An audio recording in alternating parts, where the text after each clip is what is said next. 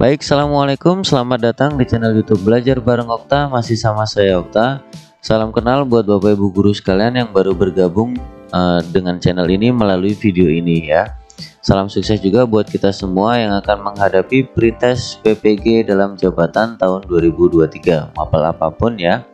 Nah, khususnya Bapak Ibu guru yang mengajar di mapel matematika. Semoga kita semua diluluskan dalam pretest ini dan bisa mendapatkan kesempatan untuk menjalani PPG dalam jabatan periode tahun 2023 dan segera diluluskan untuk mendapatkan sertifikat pendidik sebagai wujud bentuk pembuktian bahwa kita adalah guru yang profesional. Baik, sebelum kita membahas soal nomor 6, 7, 8, kita akan bahas lebih dahulu soal yang nomor 5. Ya, soal nomor 5 ini adalah soal yang belum kita bahas di video sebelumnya ya. Mari kita bahas bersama. Sebuah bilangan X adalah pecahan A per B. Jika A ditambah 3 maka menghasilkan bilangan 2/3. Jadi ini pertama, jika A nya ini ditambahkan 3 ya, masih per B, ini sama dengan 2/3. Dari sini kita akan peroleh 3A tambah 9 sama dengan 2B. Saya tukar posisi B nya, jadi variabel saya pindah di ruas kiri semua, kemudian konstantanya di ruas kanan ya. Maaf, ini bukan 29 tapi 2B sama dengan negatif 9. Kita simpan dulu persamaan yang pertama ini. Kemudian kita lanjutkan, jika B ditambahkan 1 maka menghasilkan setengah. Jadi A per B ditambah 1 maka akan menghasilkan setengah. Dari sini kita peroleh 2A sama dengan B plus 1. Bila kita tukar posisinya semua variabel di ruas kiri, maka akan kita peroleh 2A dikurangi B sama dengan 1. Kemudian kita akan eliminasi ya. Ini eliminasi, saya akan pindahkan ini aja ke bawah ya. Baru nanti kalau dapat nilai kita substitusikan ke persamaan yang di situ. Jadi ini 2A dikurangi B sama dengan 1. Sepertinya lebih enak mengeliminasi B. Jadi kita kalikan 2 untuk persamaan yang kedua. Jadi ini 2 kali 2 4, kemudian ini dikali 2 2, 1 dikali 2 juga 2 ya. Kita kurangkan 3A kurangi 4A itu negatif A, kemudian B nya habis, negatif 2 dikurangi negatif 2B habis sama dengan 9 dikurangi, maaf ini tadi udah dikali 2 ya. 9 dikurangi 2 itu 11, negatif 11, berarti A nya 11. Nah dari sini sebetulnya kita sudah bisa menentukan pilihan jawabannya ya, karena yang 11 cuma 1, jawabannya itu A. Tapi amannya kita cek di B ya. Jadi 2 kali 11 dikurangi B sama dengan 1. Nah ini 22 ya. Nah, satunya kita pindah ke kiri, B nya kita pindah ke kanan. Jadi B sama dengan 21.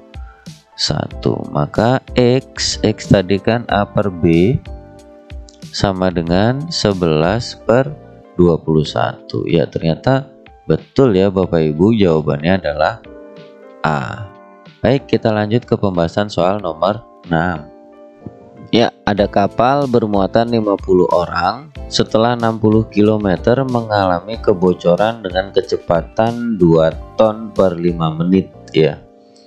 Kapal akan tenggelam jika air masuk sebanyak 72 ton. Di kapal terdapat pompa air yang berfungsi mengeluarkan air sebesar 12 ton per jam. Berapakah kecepatan minimal kapal agar setidaknya tenggelam saat sampai di pelabuhan dan penumpang bisa diselamatkan? Baik, sebetulnya saya ada sedikit kegelisahan di soal ini ya. Saya belum menangkap maksud dari soal ini tuh arahnya kemana. Tapi kita akan coba jawab bersama-sama ya. Kita saling koreksi ya Bapak Ibu. Mungkin Bapak Ibu punya ide atau pendapat yang bisa membantu saya, ataupun bisa mengkoreksi saya bila saya keliru ya Bapak Ibu. Baik, di sini kan ada sebuah kapal ya. Dia mengalami kebocoran dengan kecepatan bocor masa debit air ya 2 ton per 5 menit ya. Kemudian kapal akan tenggelam jika air masuk sebanyak 72 ton. Artinya volume maksimal dari kapal itu sama dengan 72 ton ya.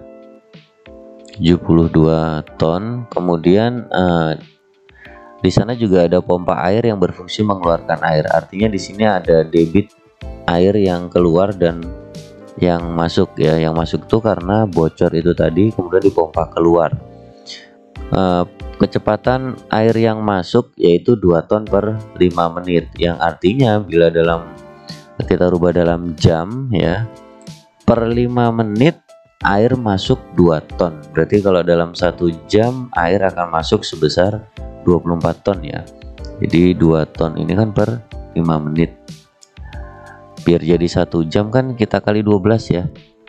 12 jadinya 24 ton per jam ya. Karena pompa airnya satuannya ton per jam. Jadi ini kita samakan. Air yang masuk yaitu 24 ton per jam. Kemudian kita keluarkan 12 ton per jam. Jadi dalam ini masih ada kebocoran yang masuk ya, masih ada 12 ton per jam ya, debit air yang masuk ke dalam kapal. Jadi untuk bertahan agar tidak mencapai volume maksimal itu kita masih diberi spare waktunya yaitu volume dibagi kecepatan ya, atau volume dibagi debit airnya ya. Volume dibagi debit sama dengan volumenya itu 72 ton maksimum ya. Kalau udah 72 kapal itu sudah tenggelam. Kemudian dibagi 12, berarti waktu yang diperlukan agar atau sampai kapal itu tenggelam adalah sekitar 6 jam. Nah, sementara di sini kita diminta menentukan berapa sih kecepatan minimal agar si kapal itu setidaknya tidak tenggelam ya, atau tenggelam saat sampai di pelabuhan. Nah, ini kita nggak tahu nih jarak antara posisi si kapal dengan pelabuhan itu berapa kilometer atau berapa meter ya. Di sini keterangan kilometernya di sini setelah 60 km mengalami kebocoran gitu. Nah, jika petunjuk jarak itu kan cuma ini ya. Jika petunjuk jaraknya adalah ini, maka kita bisa menghitung kecepatan minimumnya ya. Tapi kalau bukan itu ya berarti kita nggak bisa menghitung ya, karena hanya ada satu keterangan jarak di situ yaitu 60 km. Jadi kecepatan itu kan jarak dibagi waktu ya. J per W lah, waktu gitu. Nah, jaraknya itu 60 km, kemudian waktu yang diperlukan 6 jam ya. Sehingga kecepatan minimumnya itu sama dengan 10 km per jam. Yaitu tadi asumsinya kalau 60 km ini adalah jarak dari posisi si kapal itu bocor sampai menuju pelabuhan, itu sekitar 60 km. Nah, ini jawabannya kalau kita berasumsi pada jaraknya adalah 60 km.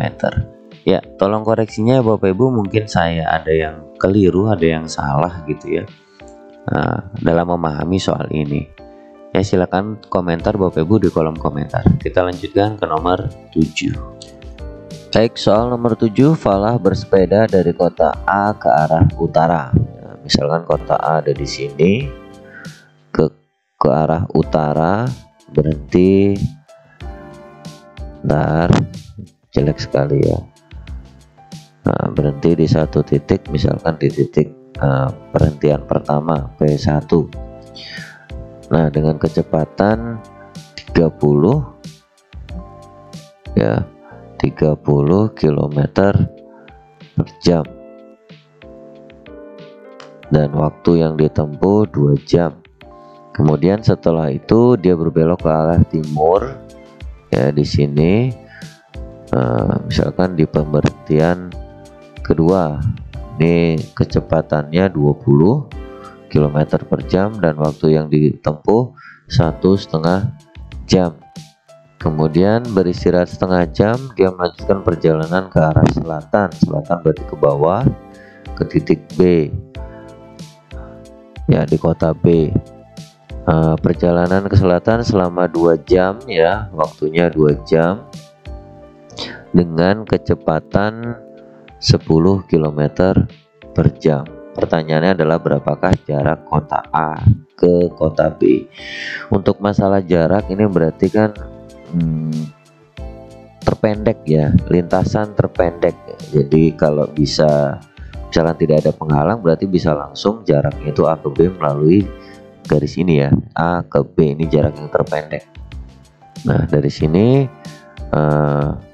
kita bisa menentukan jarak dari masing-masing dulu. A ke P1 itu jaraknya berapa ya, misalkan S1, jarak itu kecepatan kali waktu, berarti 30 kali 2 sama dengan 60. Berarti ini P1 ke A atau A ke P1 itu 60 km. Kemudian P1 ke P2 ini 20 kali, ini S2 ya, S2 nya itu 20 kali 1,5 sama dengan 30 km. Dan kemudian S3 nya 2 dikali 10 ya, sama dengan 20 km. Jadi di sini 20 ya jaraknya, terus di sini 30, dan A ke P1 itu 60 gitu. Nah, kalau kita cari panjang AB berarti bisa kita gunakan bantuan di sini, garis seperti ini sehingga membentuk segitiga siku-siku. Kalau A ke P1 60, sementara P2 ke P20, berarti P1 ke titik misalkan A aksen ini itu berarti 20 ya. Dan A aksen ke A itu berarti 40. A aksen ke B itu 30, maka jarak AB bisa kita hitung dengan Pitagoras ya. AB sama dengan akar dari 30 kuadrat ditambah 40 kuadrat sama dengan akar dari 900 ditambah 1600 sama dengan akar dari 2500 atau sama dengan 50 km. Jadi jawabannya ini adalah A. Soal berikutnya nomor 8, diberikan sebuah barisan 4, 12, 20, 28 dan seterusnya. Berarti ini bedanya itu 8 ya. 8. Nah, ini beda. Kalau suku pertamanya 4 ya. Ini A. Tentukan suku ke-40 dari barisan di atas. Yang ditanyakan adalah U40 sama dengan A plus 40 kurangi 1, 39B. A nya itu 4 ditambah 39 kali B, B nya 8. Kita hitung 39 kali 8, ini 2, 7, 24 tambah 7, 31. Berarti 4 ditambah 3, 1, 2 sama dengan 316. Yaitu tadi soal nomor 8. Untuk soal yang nomor 9, pedagang membeli baju seharga 80.000 per baju. Ya, jika ia ingin memberikan diskon 20% dan mengharapkan untung 25%, berapakah harga baju yang diberikan? Baik, mari kita coba bersama-sama dulu Bapak Ibu ya. Bila sudah selesai tolong tuliskan di kolom komentar, kita akan coba diskusi bareng-bareng. Oke, itu dulu video kali ini, kurang lebihnya saya mohon maaf. Terima kasih. Assalamualaikum warahmatullahi wabarakatuh. Subscribe juga channel YouTube Belajar Bareng Okta ya.